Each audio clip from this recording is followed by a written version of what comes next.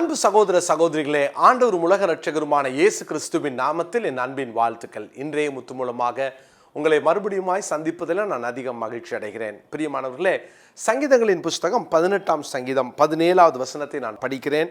சங்கீதம் 18:17, என்னிலும் அதிக பலவான்களாய் இருந்த என் பலத்த சத்ருவுக்கும் என்னை பகைக்கிறவர்களுக்கும் என்னை விடுவித்தார். என்னை பகைக்கிறவர்களுக்கு விடுவித்தார். இந்த நாளினுடைய தலைப்பு, நம்மை பகைக்கிறவர்களுக்கு நம்மை விடுவிப்பார். பிரியமானவர்களே, விடுதலையை குறித்து தொடர்ந்து நம்ம தியானிக்கிறோம். நேற்று தினத்துல நம்முடைய ஆத்மாவை விடுவிப்பார் என்று நம்ம தியானித்தோம். இன்னைக்கு கர்த்தருடைய பிள்ளைகளே, நம்மை பகைக்கிறவர்கள் கைக்கு நம்மை ஆண்டவர் விடுவிப்பார். அநேகர் நம்மை பகைக்கிறார்கள். வேதத்துல வாசிக்கிறோம். சங்கீதம் 38ஆம் சங்கீதத்தின் 19வது வசனத்தை நான் வாசிக்கிறேன். 38:19, என் சத்துருக்கள் வாழ்ந்து பலத்திருக்கிறார்கள், முகாந்திரம் இல்லாமல் என்னை பகைக்கிறவர்கள் பெருகி இருக்கிறார்கள். முகாந்திரமே இல்லாம என்னை பகைக்கிறாங்க. யோசித்து பாருங்க, ஒருவேளை இன்னைக்கு உங்க வாழ்க்கையில முகாந்திரம் இல்லாம நிறைய பேர் பகைக்கிறாங்களோ, முகாந்திரம் இல்லாம உங்களை பகைக்கிறவங்க இன்னைக்கு பலத்திருக்கிறாங்களோ, நான் என்ன செஞ்சுட்டேன், என்னை ஏன் இப்படி பகைக்கிறாங்கன்னு உங்களுக்கே தெரியலல்ல.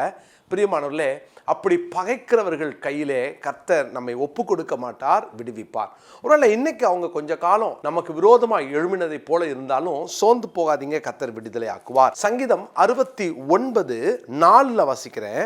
நிமித்தம் இல்லாமல் என்னை பகைக்கிறவர்கள் என் தலைமயிரிலும் அதிகமாக இருக்கிறார்கள். பாருங்க, சங்கீதக்காரன் சொல்லுகிறார், நிமித்தம், ஒரு ரீசனே இல்லாம என்னை பகைச்சிக்கிட்டு இருக்காங்க, ஓயாம என்னை பகைச்சிக்கிட்டே இருக்கிறாங்களே என்று சொல்லுகிறார். அவங்க எப்படி இருக்காங்களா? என் தலைமயிரிலும் அவர்கள் அதிகமாக இருக்கிறாங்க. ஒருவேளை இன்னைக்கு நிறைய பேர் அப்படிதான் என்னை பகைக்கிறாங்க, என்னை ஏன் பகைக்கிறாங்கன்னு தெரியல என்ற ரீசன் தெரியாம இன்னைக்கு நிறைய பேர் இன்னைக்கு அங்கலாய்த்து கொண்டிருக்கிறாங்க. கர்த்தர் நம்மை விடுதலையாக்குவார். பிரியமானவர்களே, 9ஆம் சங்கீதத்திலையும் 14வது வசனத்தை நான் வாசிக்கிறேன். சங்கீதம் 9:14, தேவரீர் எனக்கு இறங்கி என்னை பகைக்கிறவர்களால் எனக்கு வரும் துன்பத்தை நோக்கி பாரும். இதான் நம்ம தேவன். எவ்வளவு பேர் நம்மளை பகைச்சாலும் பகைக்கிறவங்க கையில ஒப்பு கொடுக்க மாட்டார். ஆனால் உங்களை நோக்கி பார்க்கிறார். அவருக்கு தெரியும் உங்களை பகைக்கிறவங்க யாருன்னு தெரியும். உங்களை பகைக்கிறவங்க எப்படிப்பட்ட சூழ்நிலையிலிருந்து உங்களை பகைக்கிறாங்க, உங்களை ஏன் பகைக்கணும் ஆண்டவருக்கு தெரியும். ஆனால் நீங்க சோர்ந்து போகாதீங்க, உங்களை பகைக்கிறவர்கள் கையிலிருந்து உங்களை விடுதலையாக்குவார். ஆனால் இன்றைக்கு ஒரு 3 முக்கியமான காரியத்தை நான் சொல்ல விரும்புகிறேன். நாம் சரிப்படுத்திக் கொள்ள வேண்டிய 3 காரியம். நாம் சரிப்படுத்த வேண்டியதை சரிப்படுத்தினால் கர்த்தர் கண்டிப்பா நம்மை விடுதலையாக்குவார். முதலாவதாக 34ஆம் சங்கீதம் 21வது வசனம். சங்கீதம் 34:21, தீமை துன்மார்க்கனை கொல்லும், நீதிமானை பகைக்கிறவர்கள் குற்றவாளிகள் ஆவார்கள். முதலாவது, நான் என்னை பகைக்கிறவங்க குற்றவாளி ஆகணும் அப்படின்றத விட நான் பார்க்க வேண்டிய முதல் காரியம், சரி என்னை பகைக்கிறாங்கல்ல, என்னை பகைக்கிறவர்கள் கண்களுக்கு நான் எப்படி இருக்கிறேன், நீதிமானா இருக்கிறேனா? இதுதான் முக்கியமானது. தானியேலை எல்லாரும் பகைத்தார்கள், ஆனால் தானியேல் நீதிமானாகவே அங்கே கடைசி வரைக்கும் தன்னை காத்து கொண்டார். யோசேப்பை எல்லாரும் பகைத்தார்கள், யோசேப்பு கடைசி வரைக்கும் தன்னை நீதிமானாக காத்து கொண்டார். பிரியமானவர்களே, நம்மை பகைக்கிறவர்கள் கண்களுக்கு நாம் எப்படி இருக்கிறோம்? நீதிமான்களாக இருக்கிறோமா?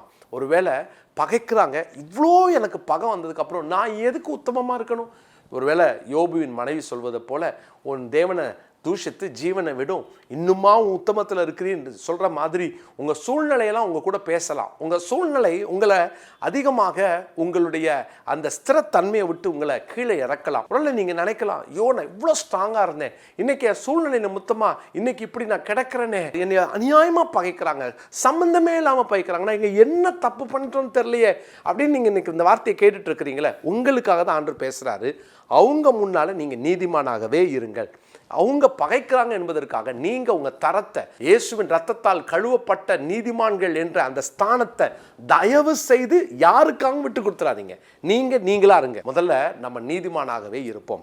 இரண்டாவதாக சங்கீதம் 109:5 நான் வாசிக்கிறேன். சங்கீதம் 109ஆம் சங்கீதத்தின் 5வது வசனம், நன்மைக்கு பதிலாக எனக்கு தீமை செய்கிறார்கள், என் சிநேகத்துக்கு பதிலாக என்னை பகைக்கிறார்கள். நான் சிநேகிக்கிறேன், ஆனாலும் என்னை பகைக்கிறாங்க, அதனால இனி அவங்க முகத்திலே முழிக்க மாட்டேன், எனக்கு அவங்க வேண்டாம் அப்படின்னு நினைக்கிறோம்ல. ஆனால் உங்களை பகைக்கிறாங்கன்னு தெரியுதுல்ல, நீங்கள் இன்னும் அதிகமாய் அவர்களை சிநேகியுங்கள். பிரியமானவர்களே, அதிகமாக சிநேகிப்போம். எவ்வளோ சிநேகிக்க முடியும்? நீங்கள் சிநேகிங்க. பிரதர், நான் சிநேகிச்சு தான் பிரதர் என்னை பகைக்கிறாங்கன்னு சொல்கிறீங்களா? அப்படி சிநேகிக்கிறவர்களுக்கு நீங்கள் இன்னும் அதிகமான சிநேகத்தை காட்டுங்கள். அருமையான தேவனுடைய பிள்ளைகளே, நம்ம நீதிமான் என்ற ஸ்தானத்தை விட்டுற வேண்டாம். ரெண்டாவது, நம்முடைய ஸ்நேகத்தையும் விட்டுற வேண்டாம். நாம் ஸ்நேகத்தை காத்துக்கொள்வோம். நம்ம யாரையும் நம்ம பகைக்க வேண்டாம். பகைக்கிறவர்களுக்கு முன்பாக நீங்கள் ஸ்நேகம் செலுத்துங்கள், ஸ்நேகமாகவே இருங்கள். இயேசு கிறிஸ்துவ வந்து முத்தத்தினால காட்டி கொடுத்தவனை பார்த்து இயேசு சொல்றாரு, சிநேகிதனே என்று தானே அழைத்தார். அதனால நம்மளும் சிநேகிப்போம். எவ்வளோ சிநேகிக்க முடியும்? இன்னும் சிநேகிப்போம், இன்னும் சிநேகிப்போம். ஸ்நேகத்தை குறைச்சிடாதீங்க. ஐயோ, இதுக்கு மேலே என்னால் நேசிக்க முடியாது அப்படின்னு உங்கள் மனசின் ஓரத்தில் ஒரு பகை வந்தால் கூட உங்கள் சரீரத்தில் சில பலவீனங்கள் உங்களை தாக்கிரும். அப்படி உங்களோடு கூட பகைக்கிறவர்களுக்கு முன்பாக நீங்களும் உங்களுடைய அன்புக்கு பதிலாக, ஸ்நேகத்திற்கு பதிலாக நீங்கள் உங்கள் பகையை காமிச்சிட்டா அது சரீரத்தை பாதிக்கும். எனவே சரீர பலவீனத்தோடு நீங்கள் இருக்கிறீங்க அப்படின்னா முதல்ல உங்களுடைய பகையிலிருந்து வெளியே வாங்க, கர்த்தர் உங்களை சுகமாக்குவார். மூன்றாவதாக மத்தேயு சுவிசேஷம் 5ஆம் அதிகாரத்தின் 44வது வசனத்தை நான் வாசிக்கிறேன். மத்தேயு சுவிசேஷம் 5ஆம் அதிகாரம் 44வது வசனம். நான் உங்களுக்கு சொல்லுகிறேன், உங்கள் சத்துருக்களை சிநேகியுங்கள், உங்களை சபிக்கிறவர்களை ஆசீர்வதியுங்கள், உங்களை பகைக்கிறவர்களுக்கு நன்மை செய்யுங்கள், உங்களை நிந்திக்கிறவர்களுக்காகவும் உங்களை துன்பப்படுத்துவர்களுக்காகவும் ஜெபம் பண்ணுங்கள். உங்களை பகைக்கிறவர்களுக்கு நன்மை செய்யுங்கள். சிநேகிக்கவே முடியல, அப்புறம் எப்படி நான் நன்மை செய்வேன்னு நினைக்கிறீங்களா?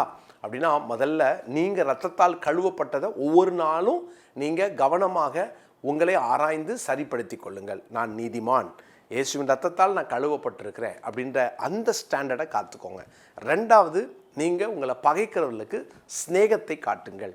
மூன்றாவது, உங்களை பகைக்கிறவர்களுக்கு இது ரெண்டும் இருந்துச்சுன்னா ஆட்டோமேட்டிக்காக நம்ம நன்மை செய்ய ஆரம்பிச்சிருவோம். நீதிமானாய் வாழுவோம், பகைக்கிறவர்களுக்கு நம்ம நன்மை செய்வோம். நம்ம அந்த எந்த பகையும் வச்சுக்காம ஸ்நேகத்தை காத்துக்கொள்ள வளர்க்க கர்த்தர் கிருபை தருவாராக. பிரியமானவர்களே, இந்த நாளில் எவ்வளவு நன்மை செய்ய முடியும்னு பாருங்க.